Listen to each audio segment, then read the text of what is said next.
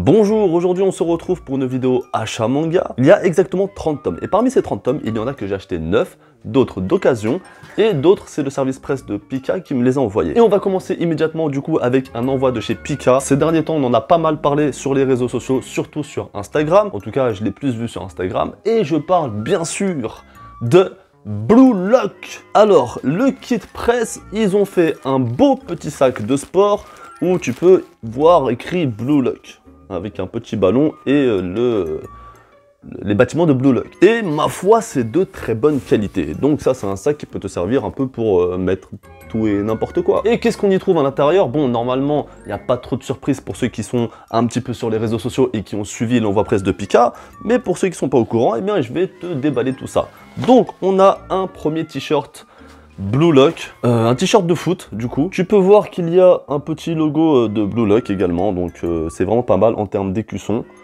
Et derrière, il y a, je sais plus comment il s'appelle, je crois que c'est Izagi, parce que moi j'ai un peu de mal avec les prénoms. Si tu suis mes vidéos depuis à ce moment, tu sais comment il y a des prénoms, ça fait 2. Et en haut, Blue Lock. Alors en termes de matière, bon bah c'est matière maillot de foot de Décathlon, hein, c'est pas un truc de ouf, mais c'est de la bonne qualité. Même la couture, elle est plutôt bonne, donc je l'ai pas encore essayé, mais c'est la taille L, et j'ai l'impression que ça me va plutôt bien, c'est plutôt ma taille. Donc un très beau t-shirt. Ils ont mis une serviette, donc je vais la déballer. Je sais pas du tout à quoi elle ressemble. Moi, j'ai pas trop regardé sur le réseau parce que j'avais pas envie de me faire spoiler mon déballage. Et on a le droit à une belle serviette Blue Lock. Voilà. Non, je plaisante, tu vois rien, évidemment. Évidemment! Donc voilà, à l'effigie des personnages. Non, enfin, des personnages. Ouais, c'est ça, il y a plusieurs personnages. Alors encore une fois, je ne connais pas les noms. Je retiens pas forcément. Elle a une odeur bizarre, hein, la serviette. Très belle serviette, Blue Lock. Je m'essuie avec. Ils t'ont mis le dossier, évidemment, comme si tu avais signé un contrat. Donc il y a une sorte de sceau, hein, c'est scellé entre guillemets. Parce que bon, une petite cordelette et 2 bouts de papier, ça fait pas vraiment un scellage, hein, je sais pas. Et à l'intérieur, je pense qu'il doit y avoir des, comment on dit, l'exibri, ex-libri, je sais plus, je sais jamais. En tout cas, il y a des grandes images, des images grand format, je sais, je suis bidon. Alors, qu'est-ce qu'il y a dedans? Alors effectivement, Kunigami, attaquant, 291e au classement initial de Blue Lock. Donc je me rappelle de ce personnage, d'ailleurs... Alors, non, je vais pas spoiler, mais bref, parce que moi, bon, je te cache pas, j'ai lu les scans avant que ce soit édité en France. Parce que à la base, je ne lis pas de scans, mais je lis les scans quand c'est pas édité en France. Parce que bah c'est logique en fait. Et ça c'est un personnage qui, ma foi, est extrêmement intéressant. Et derrière il y a un petit peu, enfin il y a quelques explications par rapport au Blue Lock. Il y a pas mal d'images de personnages de manga. Là tu as Meguru Bashira, attaquant 290e. Igarashi, alors lui je l'aime pas trop, c'est un peu le... je sais plus comment il s'appelle là, mais le pote d'Olivier Tom, tu vois, il est un peu ah, il est un peu comique, un peu faible, mais fort en même temps, enfin compliqué. Bref, j'ai pas tous te les faire parce qu'il y en a une patate. Mais c'est plutôt sympa. Et tu as le tome 1 et le tome 2 de Blue Lock. Alors vraiment, pour les fans de sport, c'est un des meilleurs mangas de sport. Et très rapidement, pour ceux qui ne connaissent pas Blue Lock, ça parle de quoi?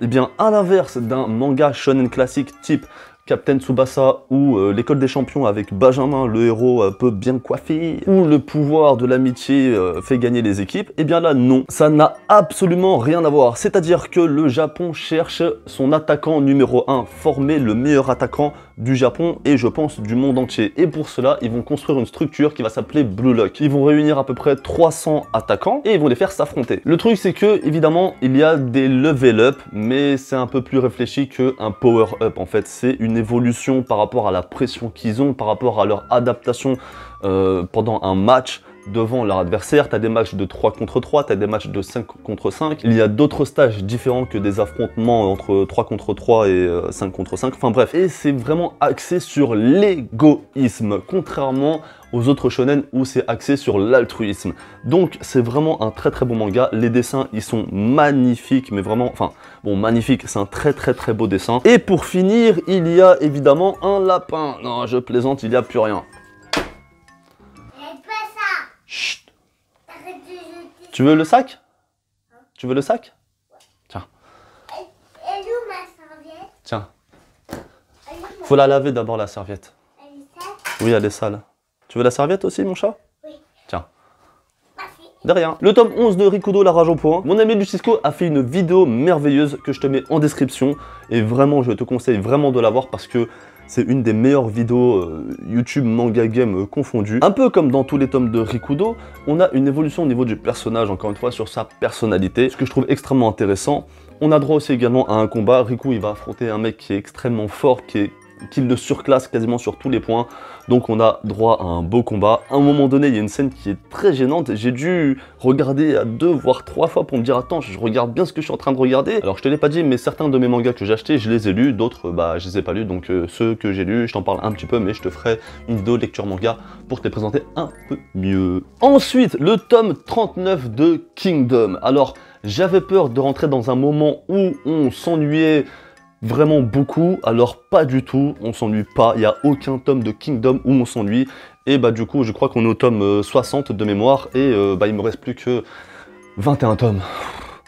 C'est beaucoup, mais c'est pas beaucoup en même temps. Hein. Donc dans ce tome, on a encore une fois droit à des retournements de situation, à de la trahison, à du combat épique, à pas mal de sentimental, et évidemment, comme chaque tome, à la fin, bah t'es pressé de lire la suite. Donc pareil, je t'en ferai une petite vidéo sur mes lectures manga, j'ai hâte de t'en parler parce que bah j'aime beaucoup ce chef-d'œuvre. Le tome 2 de Mashle, alors j'ai fait une vidéo dessus, déjà la vidéo est dans la description et ou juste ici. Et comme moi, j'ai vraiment beaucoup aimé Mashle, pour moi c'est vraiment un coup de cœur, je n'ai pas du tout été déçu du tome 2. On reste encore une fois sur cette ligne directrice d'humour, d'action, et l'histoire avance un peu plus, et c'est vachement intéressant, donc je suis vraiment pas déçu, même au niveau du dessin ça évolue, comparé au tome 1, je trouve que les dessins sont vraiment beaucoup plus beaux, légèrement plus détaillés, enfin, même le personnage il devient même plus badass, parce qu'au début on a juste l'impression que c'est un personnage qui est niais, qui a pas de cerveau, et au final tu te rends compte que bah il peut se montrer pas forcément cruel, mais bien plus sérieux que ce que nous présente le tome 1. Alors comme j'ai pas classé ma pile de mes achats manga,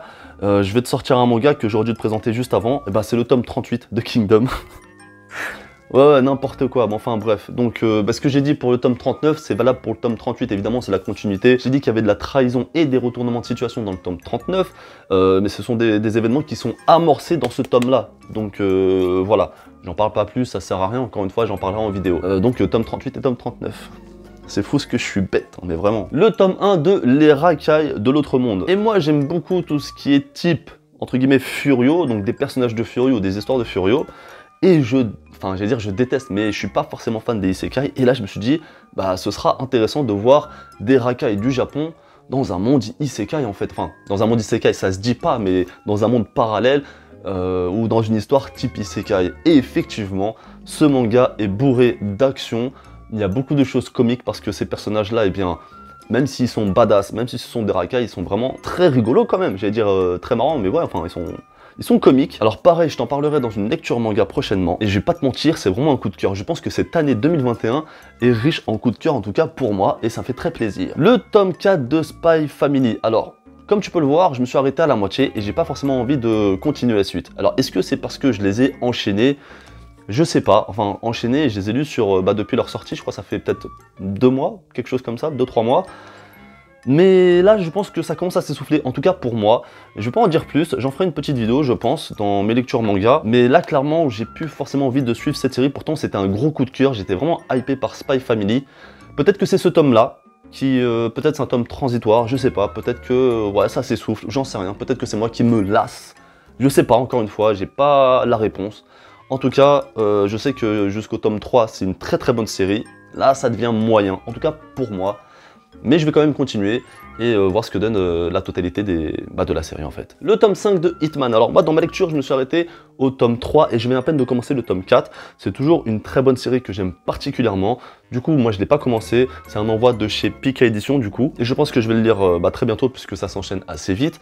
Et pareil, je te parlerai dans une présentation manga. Alors pour que la vidéo dure moins longtemps que prévu, je vais enchaîner là 1, 2, 3, 4, 5 tomes que Pika m'a envoyé. Donc le tome 2 de Blue Period. Alors je t'en avais parlé déjà dans une vidéo que je vais te mettre en fiche ou dans la description, voire peut-être les deux. Et je ne l'ai pas encore lu et je me rappelle que la fin du tome 1 m'avait beaucoup hypé. J'ai hâte de lire, vraiment c'est un manga sur l'art, en particulier sur la peinture.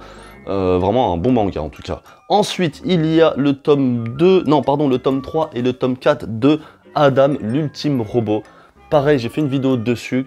C'est un manga que j'ai beaucoup aimé, qui me fait penser pas mal à... comment il s'appelle déjà?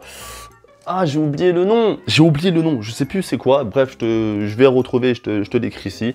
Bref, un très très bon manga. Ensuite, il y a le tome 2 de Skylet Fast. Pareil, j'ai fait une vidéo et j'ai beaucoup aimé, enfin, en tout cas, j'ai bien aimé ce tome, enfin le tome 1 du coup.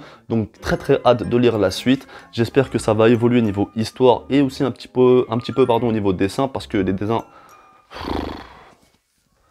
Pourquoi je veux parler vite, j'arrive pas, c'est un truc de ouf.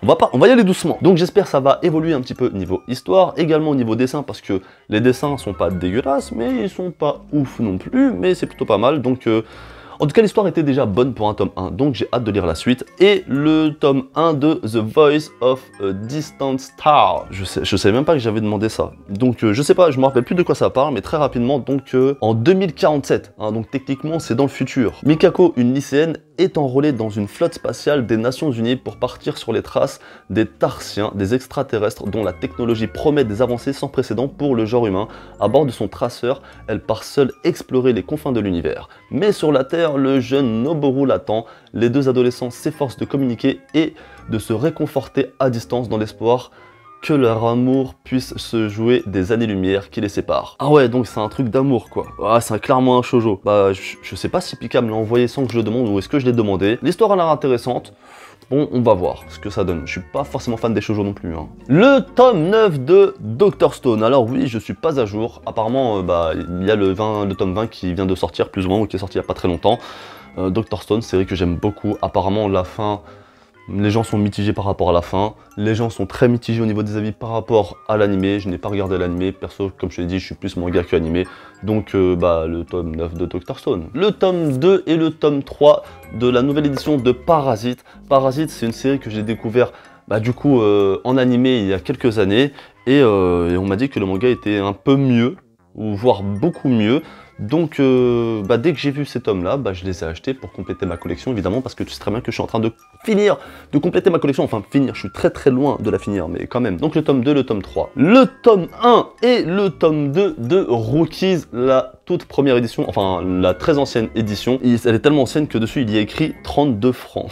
Alors je sais que les tomes sont très très chers de cette série, ils sont pas faciles à trouver non plus. Là je les ai eu pour 6 € à l'unité, évidemment en occasion. Et pour la petite histoire, lorsque je me suis rendu au magasin de manga pour vendre mes mangas, pour pouvoir acheter d'autres mangas, et bien il y avait un autre mec qui vendait ses mangas et il y avait ces deux-là. Du coup, je me suis posé dans l'allée, j'ai pas bougé, je me suis mis comme ça, j'ai fixé le mec. Dès qu'il a donné le manga, je dis hey, excuse-moi, ces deux-là, tu me les mets de côté parce que je vais les acheter. Il m'a dit ok.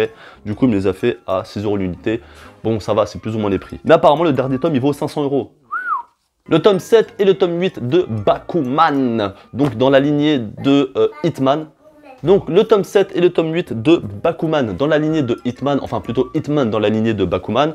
Bah, j'ai regardé l'animé. J'ai dit tout à l'heure que j'étais pas trop fan d'animé, là je suis en train de dire que je regarde des animés totalement contradictoires. Donc au prix de 5 €, ma collection commence à se compléter. Le tome 20 de Dragon Ball. Alors je sais, c'est pas la meilleure édition. Je sais aussi qu'en septembre, elle sera plus du tout éditée, donc elle va commencer à se faire rare.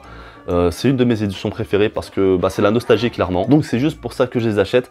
Ils existent encore en neuf, mais en neuf ils sont un peu chers et j'ai pas forcément envie de dépenser plus de 5 €. Déjà 5 € pour moi c'est un peu cher en occasion, mais bon je l'ai trouvé, j'avais 5 €, je dis bon bah je l'achète quoi. Le tome 12, 13 et 14 de Angel Heart. Donc Angel Heart, voilà, j'ai même pas besoin de le présenter normalement. Je les ai pas encore lus. Je pense que je vais pas tarder à les lire. Soussou, s'il te plaît, Soussou. Arrête. Je crois de mémoire que c'est une série en 20 et quelques tomes, donc bah, petit à petit, l'oiseau fait son nid. Et pour finir, le tome 7 et le tome 8 de Z-Man. Et grâce à Jérôme JDMP qui m'avait envoyé le tome 6 de mémoire, il ne reste plus qu'à me trouver le tome 5, et puis bon bah la suite après le tome 8. Hein. Donc je suis content parce que véritablement j'arrive à tenir mes engagements, c'est-à-dire compléter mes séries et pas acheter des nouvelles séries, bien qu'il y a beaucoup de nouvelles séries qui m'attirent, mais là j'ai trop de séries à continuer. J'ai les Berserk, j'ai les Battle Royale, j'ai les Air Gear, j'ai les One Piece, Demon Slayer, Dr Stone, enfin j'ai pratiquement aucune série de complète, mais j'ai plus de juste 1 ou 2 tomes. Vraiment ça commence à avancer et ça me fait hyper plaisir. Donc voilà, cette vidéo touche enfin à sa fin. N'hésite pas dans les commentaires à me conseiller comme d'habitude des mangas, je prends toujours les notes et j'essaie de regarder un petit peu le synopsis si ça m'intéresse ou non. Si tu as des boutiques de mangas sur Paris que je connais pas ou des endroits qui sont pas forcément des boutiques de mangas où on peut acheter des mangas d'occasion, n'hésite pas à me les donner aussi dans les commentaires. Le petit pouce bleu bien sûr, et puis si tu viens d'arriver et que t'es pas abonné, abonne-toi!